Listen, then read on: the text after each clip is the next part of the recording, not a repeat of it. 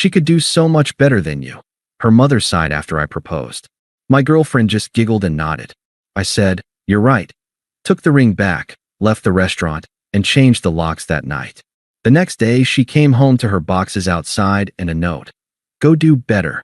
Hey viewers, before we move on to the video, please make sure to subscribe to the channel and hit the like button if you want to see more stories like this. Thanks. I used to think of my relationship with Chloe like a startup company. You pour capital in early, you weather the losses, you work 80-hour weeks to keep the lights on, all with the faith that eventually the product will mature, the market will turn, and you'll finally see a return on investment. The ROI I was looking for wasn't money. It was just respect. It was a partnership. I was the safe option. That's what her mother, Linda, called me the first time we met. She didn't whisper it. She said it while sipping a glass of wine I had paid for, in a house I was paying the mortgage on. Chloe needs stability, Linda had said, looking me up and down like I was a used Honda Civic with high mileage. You're very grounded, Mark. You're safe. Every woman needs a safe place to land after she's had her fun. At the time, I took it as a weird compliment. I was 28, making 6 figures in logistics management, and I owned my home. I thought safe meant marriage material. I didn't realize safe was code for ATM machine with a pulse. For 3 years, I funded the Chloe project. I paid off her $12,000 credit card debt because it was stressing her out and blocking her creativity. I covered the lease on her car because she needed a specific brand to look professional for her job as a freelance social media consultant, a job that, as far as I could tell, actually cost us money. But the real third wheel in our relationship wasn't another man. It was Linda. Linda was a bitter divorcee who treated marriage like a hostage negotiation. She had married a wealthy man, divorced him, burned through the settlement, and was now vicariously living out her high society fantasies through Chloe. And Chloe? Chloe was terrified of her. If Linda said the sky was green, Chloe would paint the ceiling lime. The warning signs were everywhere. A month before the incident, I came home tired after a 12-hour shift. I found Chloe and Linda in my living room, surrounded by shopping bags from high-end boutiques. Oh, look, the worker bee is home, Linda said, not looking up from a silk scarf she was draping over her neck. Hey babe, Chloe said. She didn't get up. Mom's car is in the shop, so I told her she could stay for dinner. Oh, and we put the shopping on your Amex. My card was acting weird. Acting weird meant declined. How much? I asked, putting my keys down. Don't be so transactional, Mark, Linda snapped. It's unbecoming. A man should want his woman to look her best. You dress so drab. You don't want Chloe looking like she belongs in your tax bracket, do you? I looked at Chloe. I waited for her to defend me. I waited for her to say, Mark works hard for us, Mom. Stop it. Chloe just adjusted the scarf on her mother's neck. Mom's right, Mark. You could be a little more generous with the attitude. We're trying to have a girl's day. I swallowed the anger.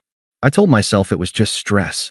I told myself that once we were engaged, once it was official, the dynamic would shift. I would be the husband, the head of the household, and Linda would be relegated to the background. I was an idiot. I decided to propose on her 27th birthday. I went all in. I bought a ring that cost more than my first car, a platinum band with a diamond that required insurance. It was a stretch, financially, but I wanted to silence Linda's voice in my head. I wanted a ring that screamed, I am not just safe. I am successful. I booked a table at Le Jardin, the most pretentious French restaurant in the city. Reservations were 3 months out. Suit required. The night of the dinner, I was nervous. I had the ring box burning a hole in my jacket pocket. But when I pulled up to the front of the restaurant to hand the keys to the valet, I saw Chloe standing there. She wasn't alone. Linda was standing next to her, dressed in a gown that was arguably more flashy than Chloe's. Surprise. Chloe squealed as I got out of the car. Mom was feeling lonely tonight, and I couldn't just leave her at home with a microwave dinner on my birthday. I told the hostess to add a chair. My stomach dropped. Chloe, this was supposed to be a romantic dinner. Just us. Linda stepped forward, patting my cheek with a manicured hand. Oh, relax, Mark. Don't be so possessive. You'll have her for the rest of your boring life. Let me have a night. I looked at Chloe. She gave me that pleading, puppy dog look, the one she used whenever she spent too much money or broke a promise. Please, Mark. Don't ruin the vibe. Mom's excited. Fine, I said. Fine. The dinner was a disaster from the appetizers. Linda complained about the table location. She sent the wine back, a $200 bottle, because she claimed it was corked. It wasn't. She dominated the conversation, talking about her ex-husband's new girlfriend, how tacky she was, and how Chloe was destined for great things. I sat there, sipping my water, listening to them plan a future that I was paying for, but apparently not invited to emotionally. Then, the dessert menu arrived. This was my cue. I had arranged for the waiter to bring champagne.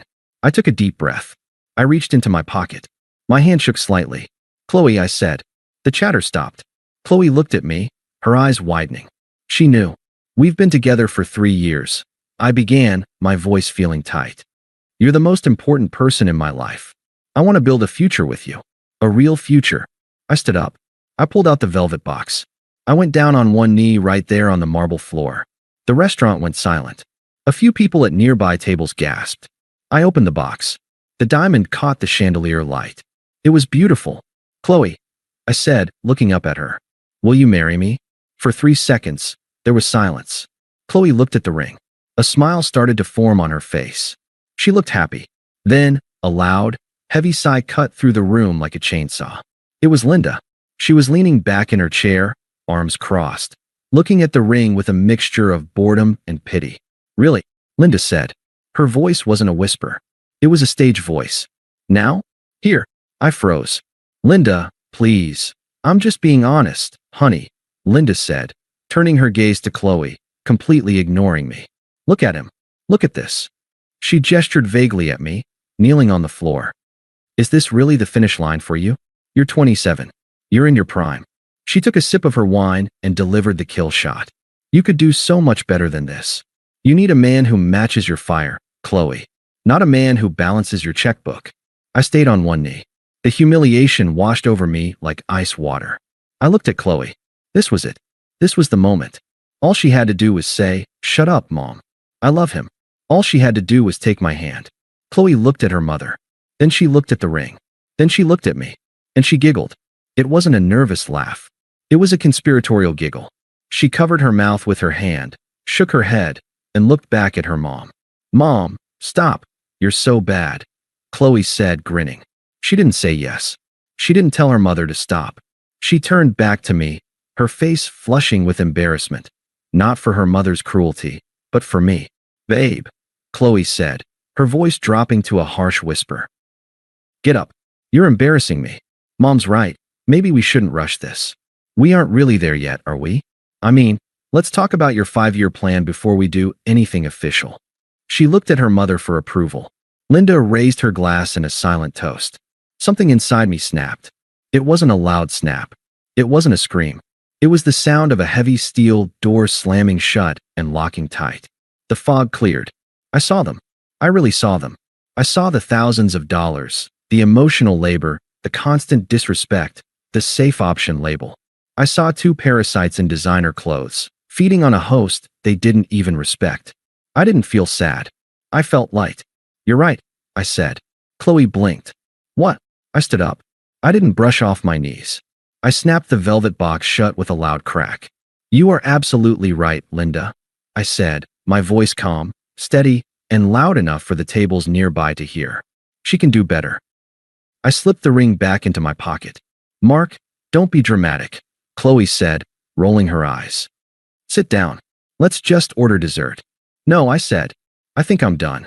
I pulled out my wallet. I took out 3 $20 bills, enough to cover my portion of the appetizers and the water I drank. I dropped the cash onto the white tablecloth. "That covers me," I said. "Enjoy the evening." "Happy birthday, Chloe." I turned around and walked away. "Mark," Chloe called out. It was a tone of annoyance, not fear. She thought I was throwing a tantrum. She thought I would be waiting in the car, sulking. "Let him go, Chloe," I heard Linda say as I reached the door. "He's just trying to manipulate you. He'll be begging by tomorrow morning. Order the souffle." I walked out into the cool night air. I didn't go to the valet immediately.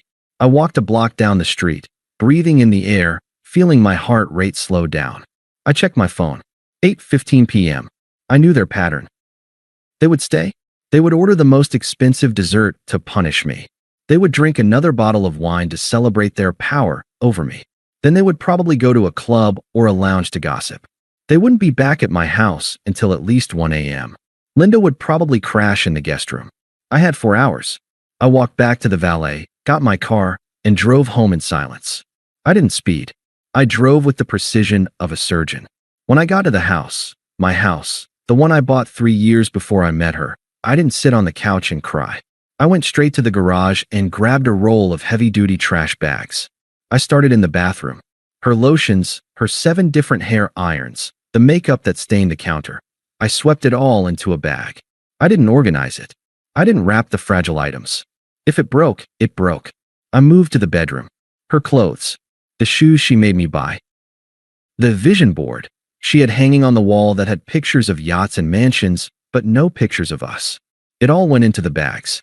I worked for 2 hours straight, sweating, fueled by a cold, hard rage. I dragged the bags, 12 of them, out onto the front porch. I lined them up neatly. Then, I went to the guest room. Linda's overnight bag was there from the last time she stayed. I threw that on top of the pile. At 10:30 p.m., I called a 24-hour locksmith. I need my locks rekeyed, I told the dispatcher. Emergency service. I'll pay double. The guy arrived in 20 minutes. He was a burly guy named Mike. He looked at the pile of trash bags on the porch, then at me. Bad night, he asked. The worst, I said. Or maybe the best. I haven't decided yet. While he worked on the front door, I sat at the kitchen table and wrote the note. I went through 5 drafts. I wanted to write a manifesto.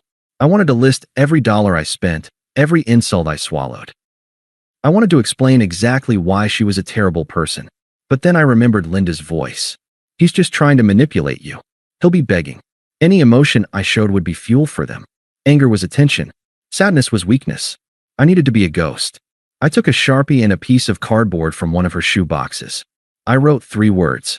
Go do better. Mike finished the locks. I paid him $350 cash. You the owner? He asked, handing me the new keys.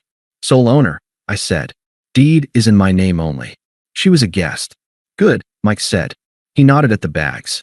Good luck, brother. I taped the note to the center bag. I turned off the porch light, went inside, and locked the deadbolt. It made a heavy, solid thud that felt better than the engagement ring ever did. I went to the fridge, grabbed a beer, and sat in the dark living room.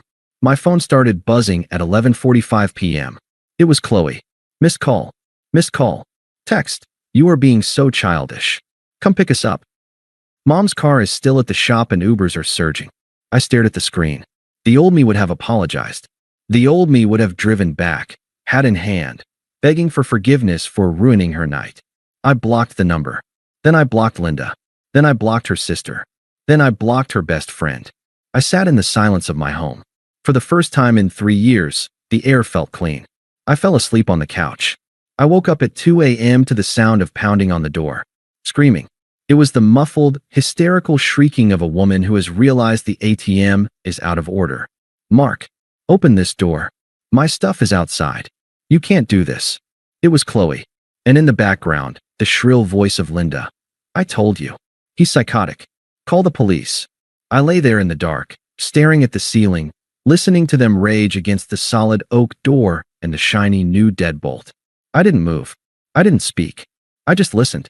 Eventually, the pounding stopped. I heard the sound of a car door slamming, probably a very expensive Uber, and the silence returned. I closed my eyes and slept like a baby. The next morning, I woke up to a sunrise that looked sharper, brighter, and cleaner than anything I'd seen in years. The silence in the house was absolute. No reality TV blaring from the living room. No passive-aggressive comments about how I chewed my toast. Just peace. I checked my security camera footage while I made coffee. The footage from 2:15 a.m. was cinema. Chloe and Linda, standing on my porch amidst the garbage bags, looking like 2 raccoons caught in a flashlight beam. Linda was pointing at the door, her face contorted in a scream the microphone barely picked up. Chloe was crying. Not the cute, single-tear crying she used to get jewelry, but ugly, red-faced sobbing. They eventually loaded the 12 bags into what looked like an Uber XL and vanished. I didn't feel guilt. I felt like I had just surgically removed a tumor. I went to work early. I told HR I had a change in domestic status and removed Chloe from my emergency contacts. I called my bank and canceled the supplementary card I had given her for groceries, which usually meant Sephora.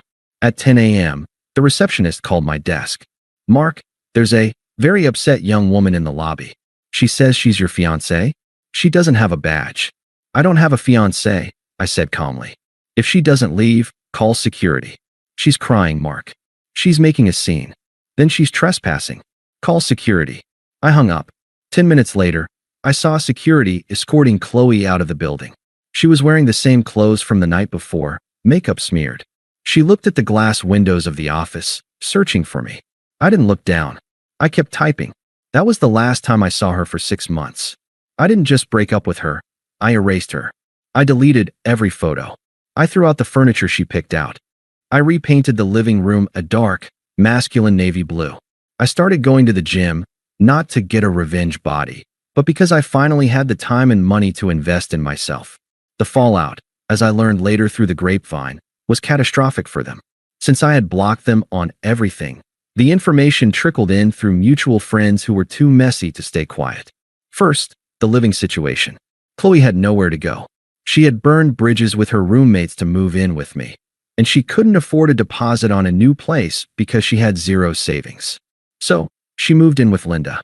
Linda lived in a 2-bedroom condo that was technically owned by her alimony payments.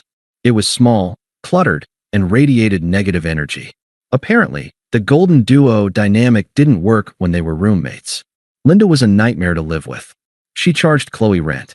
She criticized Chloe's weight, her job, and her failure to lock me down. Without my income, Chloe's lifestyle collapsed overnight. The lease on her luxury car? I stopped the payments. The leasing company repossessed it 3 weeks later. She had to take the bus to her consulting gigs, which quickly dried up because she looked exhausted and desperate. But the real karma hit about 3 months in. I was at a hardware store, buying supplies for my new deck, when I bumped into Sarah, one of Chloe's old friends. Sarah had always been kind of neutral. She tolerated Linda, but clearly thought the whole dynamic was weird. Mark? She asked, looking shocked to see me. Wow, you look good. I feel good, Sarah, I said, putting a box of screws in my cart. She hesitated, then leaned in. Look, I probably shouldn't tell you this, but did you hear about the upgrade? I chuckled. The what? Linda set her up, Sarah whispered. About a month after you kicked them out. Linda told Chloe she needed to get back on the horse and find a high-value man. She set her up with this guy named Julian. Told Chloe he was a crypto investor or something. I leaned against the shelf. Let me guess. He wasn't. Sarah grimaced. Oh, he was rich. Or he acted like it. He took them both out to dinner. Linda was drooling over him. He drove a Maserati. Chloe thought she had won the lottery. She was posting all over Instagram about how she finally found someone on her level. And he was a scammer, Sarah said. Like a literal con artist. He dated Chloe for 6 weeks, convinced her to take out a personal loan to invest in his new coin, and then vanished. He took the money, ghosted her, and left her with a $15,000 debt. Linda is furious because he borrowed one of her credit cards too. I felt a cold, hard satisfaction settle in my chest. That's unfortunate. She's in a bad place, Mark, Sarah said softly. She's working at a diner now. Linda is threatening to kick her out because she can't pay the rent. I nodded. Well, she wanted better. Sometimes better is a steep learning curve. I paid for my screws and left. 6 months post-breakup, I was a different person. My savings account was healthy. My skin was clear. I was dating a woman named Elena, a pediatrician I met at a running club. Elena drove a beat-up Toyota, split the bill on our first date without asking, and hated drama. It was the easiest, most peaceful relationship of my life. I hadn't thought about Chloe in weeks. Then came the wedding. It was a mutual friend's wedding, someone from my college days who had unfortunately stayed friends with Chloe too.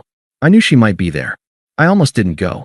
But then I looked in the mirror, adjusted my tie, and thought, why should I hide? I brought Elena. We looked great. We were laughing, holding hands, drinking champagne. I saw Chloe during the cocktail hour. She looked older. Her hair was dull. Her dress looked cheap and ill-fitting. She was standing alone near the bar, nursing a drink, looking around the room with anxious eyes. She wasn't the center of attention anymore. She was just a guest. She saw me. Her eyes locked onto me, then drifted to Elena, then back to me. I saw the recognition hit her like a physical blow. She saw the new suit. She saw the relaxed posture. She saw the happiness. She put her drink down and walked straight toward me. Elena squeezed my hand. Is that her? Yeah, I said. Do you mind giving me a minute? I'll get us refills, Elena said, kissing my cheek before walking away. Class act. Chloe stopped 2 feet in front of me. Up close, she looked tired. There were bags under her eyes. Mark, she said. Her voice wavered. Chloe, I said. My tone was polite, professional. You look amazing, she said. She tried to smile, but her lip trembled. I heard you got promoted. I did. That's great. Really. She took a breath. Look, Mark. I know I messed up. I know I let my mom get in my head. But, God, it's been a nightmare. That guy Julian, he ruined me. I'm living on my mom's couch. She screams at me every day. I miss the peace we had. I miss us. She reached out to touch my arm. I took a half step back. I miss feeling safe, she whispered. You were always my safety. I didn't appreciate it until it was gone. Can we just get coffee? Just talk? Please. I'm drowning here. I looked at her. I looked at the woman who had giggled while her mother humiliated me. I looked at the woman who saw me as an insurance policy, not a partner. I didn't feel anger.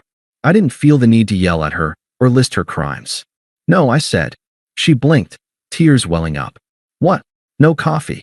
No talking. I checked my watch. Chloe, you didn't want safety. You wanted status. You made a gamble. You bet that you could find someone better than me. You lost that bet. You don't get to cash out your chips and come back to the table just because you're broke. But I love you, she sobbed a little too loudly. People were starting to look. You don't love me, I said simply. You love that I paid your bills. You love that I took your mother's abuse so you didn't have to. I leaned in slightly, keeping my voice low but firm. That night at the restaurant, when you laughed, that was the most honest moment of our relationship. You agreed you could do better. I am honoring your wish. I am letting you go find better. Don't insult me by coming back now that you realize it doesn't exist. Mark, please, excuse me, I said. My girlfriend is waiting for me. I walked past her. I didn't look back. I found Elena by the bar. She handed me a drink and looked at me with a raised eyebrow. Everything okay? I looked back across the room. Chloe was standing where I left her, wiping her eyes, looking small and defeated. Linda wasn't there to save her. Julian wasn't there to save her. She was finally, truly, on her own. Yeah, I said, taking Elena's hand. Everything is perfect. We danced the rest of the night. I never heard from Chloe again. Last I heard, she moved to a different state to live with an aunt because Linda finally kicked her out. As for the ring, I returned it the day after the breakup. I used the refund to put a down payment on a rental property. It pays me $1,200 a month in profit. That was the only ROI I ever got from that relationship. And honestly, it was worth it. Thanks for watching. Make sure to subscribe to the channel and hit the like button. What do you think about this story? Share it in the comments.